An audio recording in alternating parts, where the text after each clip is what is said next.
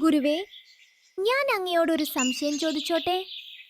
നമ്മളോട് ആവശ്യമില്ലാതെ തർക്കിക്കുന്ന ആളുകളോട് നമ്മൾ എങ്ങനെ പെരുമാറണം? അവർ പിണങ്ങി സംസാരിക്കും, വഴക്കിടും, വേദനിപ്പിച്ച് സംസാരിക്കും. അതുപോലെയുള്ള സാഹചര്യങ്ങളിൽ നമ്മൾ എങ്ങനെയാണ് അവരോട് തിരിച്ചു പെരുമാറേണ്ടത്? നല്ലൊരു ചോദ്യമാണ് മോള് ചോദിച്ചിരിക്കുന്നത്. ഉറപ്പായിട്ടും ഞാൻ ഉത്തരം തരാം. കുഞ്ഞുങ്ങളെ, ചില ആളുകൾ നമ്മളോട് മോശമായി സംസാരിക്കാറുണ്ട്. ചിലപ്പോൾ നമ്മളോട് വഴക്കിടാറുമുണ്ട്.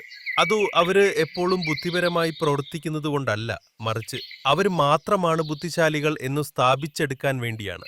അതുപോലെയുള്ള ആളുകളോട് തർക്കിക്കുന്നതിലൂടെ നഷ്ടപ്പെടുന്നത് നമ്മുടെ വിലയേറിയ സമയവും അതിലുപരി നമ്മുടെ ആരോഗ്യവും സമാധാനവുമാണ്. കുറച്ചുകൂടി എളുപ്പത്തിൽ മനസ്സിലാക്കാൻ വേണ്ടി ഞാൻ രണ്ട് സുഹൃത്തുക്കളുടെ ഒരു യമണ്ടൻ കഥ പറയാം. സുഹൃത്തുക്കളായ ഒരു കഴുതയും ഒരു കടുവയും തമ്മിലുണ്ടായ ഒരു തർക്കത്തിന്റെ കഥയാണത്. ഈ കഥ നടക്കുന്നത് അങ്ങ് ദൂരെ ശാന്തിയും സമാധാനവും വിളയാടുന്ന ഒരു കാട്ടിലാണ്. കാടിന്റെ ഉള്ളിൽ കയറിയാൽ ആദ്യമേ കാണുന്ന ഒരു മണ്ടൻ മുഖം, അതാണ് പരമോ. ഭയമോ ഇല്ല, ബുദ്ധിയോ ഇല്ല, കാണുന്നതെല്ലാം അവന് കൗതുകം. ഞാനാണ് ഷേരു. ഞങ്ങൾ ചെറുപ്പം മുതലേ സുഹൃത്തുക്കളാണ്. മിക്കവാറും ഞങ്ങൾ വൈകുന്നേരങ്ങളിൽ കാട്ടിലെ വഴികളിൽ വെച്ച് കണ്ടുമുട്ടാറുണ്ട്. ഒരുത്തനെയും വഴി കാണുന്നില്ലല്ലോ. ഇനി വന്ന ഹർത്താലും വല്ലതും ആണോ? ശേരിക്കടുവയെ പിടിച്ച് പുറത്തിറങ്ങാത്തതായിരിക്കും.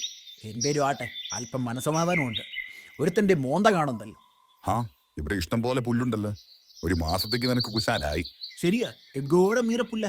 ഞാനിത് ഒരാഴ്ച കൊണ്ട് തീർക്ക്. ഞാനാരാ മോൻ? നീ എന്തൊക്കെയാടാ ഈ പറയുന്നേ? മീല പുല്ലോ? ഇത് മുഴുവൻ പച്ച പുല്ലാണ്. നിന്റെ കണ്ണിന് എന്തെങ്കിലും കുഴപ്പമുണ്ടോ?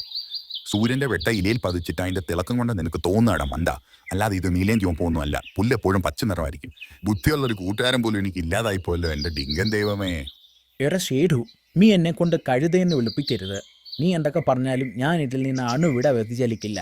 എൻ്റെ വിശ്വാസം, എൻ്റെ കാഴ്ചപ്പാട്, എൻ്റെ ശരികൾ അതാർക്കും മാറ്റാൻ കഴിയില്ല. എടാ, വിവരമുള്ളവർ പറയുന്നത് കേൾക്കാനുള്ള മനസ്സെങ്കിലും വേണം. അല്ലാതെ മണ്ടത്തരം വിളിച്ചു കൂവല്ലേ. ഇവനെ അങ്ങ് തട്ടിയാലോ ഈ പ്രശ്നം അങ്ങ് അവസാനിച്ചേനെ. പക്ഷെ എൻ്റെ കൂട്ടുകാരനായി പോവില്ലേ. നീ വാ, നമുക്കൊരാളുടെ അടുത്ത് പോവാം. ഇതിനൊരു തീരുമാനം ഉണ്ടാകണം. പരമുവിന്റെയും ഷേരുവിന്റെയും തർക്കം കേട്ട കാട്ടിലെ രാജാവ് അല്പം ഒന്ന് ആലോചിച്ചതിന് ശേഷം, ഈറ ഷേരുവും നിനക്ക് അല്പമെങ്കിലും ബോധമുണ്ടോ? ഈ പരമുവിനോട് ഈ കാട്ടിലെ ആരെങ്കിലും തർക്കിക്കാറുണ്ടോ? ഇല്ല. കാരണം ജയിക്കില്ല. ആരോട് തർക്കിക്കണം, ആരോട് തർക്കിക്കരുത് എന്നുള്ള ഒരു തിരിച്ചറിവെങ്കിലും നിനക്കുണ്ടാകുമെന്ന് ഞാൻ കരുതി. മഹാരാജൻ, അങ്ങ് എന്നെ കുറ്റപ്പെടുത്തുകയാണോ? പരമയിലെ ശരിക്കും മണ്ടത്തിനും പറഞ്ഞുകൊണ്ടിരിക്കുന്നത്. ആരെവിടെ? വിവേചന ബുദ്ധിയില്ലാത്ത ഈ ഷേരിക്കടുവയെ പിടിച്ച് തുറങ്കിലടയ്ക്കാൻ ഞാൻ കൽപ്പിക്കുന്നു. പരമു, നിന്നെ ആരും തടയില്ല. നിനക്ക് പോവാം. യാഹൂ, മണ്ടനും പോയേ, പൊട്ടനും പോയേ, കേസും ജയിച്ച്. ഹൈലസാ. മഹാരാജൻ, താൻ എന്തുവാടോ ഈ പറയുന്നത്? എനിക്ക് വട്ടായതാണോ അത് ഇവിടെയുള്ളവർക്കെല്ലാം വട്ടാണോ? അങ്ങേക്കും അറിയാവല്ലോ പുല്ലിന് പച്ച നിറമാണ്. പിന്നെന്തിനാടോ എന്നെ പിടിച്ച് വെറുതെ തുറക്കിലിറക്കുന്നേ? അത് ശരു, ഞാൻ ഈ കാരന്റെ രാജാവാണ്. അത് നീ പലപ്പോഴും മറക്കുന്നു. ഞാൻ പറഞ്ഞു വരുന്നത് പുല്ലിന് പച്ചനിറം തന്നെയാണ്. പക്ഷെ നിനക്ക് പറ്റിയൊരു അബദ്ധം എന്ന് പറയുന്നത്, നിനക്ക് ഒരു അഭിപ്രായ വ്യത്യാസം വരുമ്പോൾ അത് സംസാരിച്ച് തീർപ്പാക്കുന്നത് അല്പം വിവരമുള്ളവരോടായിരിക്കണം. അല്ലെങ്കിൽ മൗനം വിദ്വാന ഭൂഷണം. ഈ കഥയിലൂടെ നമ്മൾ മനസ്സിലാക്കേണ്ടത് എന്തെന്നാൽ, മറ്റുള്ളവരുമായി നമുക്ക് അഭിപ്രായ വ്യത്യാസങ്ങൾ ഉണ്ടാകാം. പക്ഷെ അവയുടെ യാഥാർത്ഥ്യങ്ങളെ തിരിച്ചറിഞ്ഞ് അത് അംഗീകരിക്കാൻ തയ്യാറായവരുമായി വേണം അഭിപ്രായങ്ങൾ പങ്കുവെക്കാൻ. അല്ലാതെ ഞാൻ പിടിച്ച മുയലിന് 4 കൊമ്പുണ്ടെന്ന് അവകാശപ്പെടുന്നവരോട് വാദത്തിലേർപ്പെടുന്നത് തികച്ചും അർത്ഥശൂന്യമാണ്. അത്തരക്കാരോട് എന്തു പറഞ്ഞാലും അവർക്കത് മനസ്സിലാവില്ല. അഥവാ അങ്ങനെ ഒരു സാഹചര്യത്തിൽ നമ്മൾ എത്തിപ്പെട്ടാൽ നമ്മുടെ മുൻപിൽ നിൽക്കുന്നത് പരമുക്കഴുതയാണ് എന്ന് വിചാരിച്ചാൽ തീരാവുന്ന പ്രശ്നം മാത്രമേ ഈ ജീവിതത്തിൽ നമുക്കുള്ളൂ. ഇനി മുതൽ നമ്മൾ ആരോടും വഴക്കുപിടിക്കില്ല.